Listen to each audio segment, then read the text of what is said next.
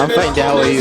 Fine. I want you to enlighten the people about what you do basically in the studios and how you find music, what inspired you to produce music.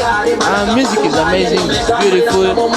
Here in Western Uganda, we are going on top. Like, it's amazing. We have a lot of artists.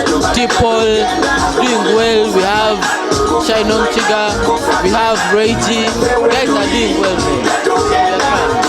So you produced for Reggie some song? Yeah, we have produced a lot of Reggie's hits.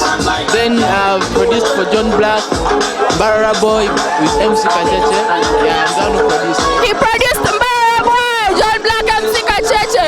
He's the boy behind those machines. I want you to tell the young youth outside there that want you to inspire them about what you do. Do they have to go to school to learn this? Is it a talent? How do you find it? I've not been in school. I stopped schooling in senior 5, but I was motivated by my friends telling me I'm the best, I'm good, you get it? So I had to play the keys. Then after that, I went to studio. I started production, but I taught myself. But all time by time, I got a chance to work with T-Paul. That's when I made Tavika song. Then kaboom! Wow! I think you see you can work the magic so long as you're talented and you love what you do.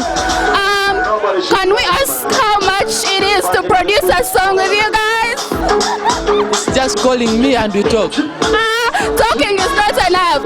Please, how much is it? Like 400 and above. 400 and above? Hey, that's a lot of money. What if I can't afford the money? They talk to me.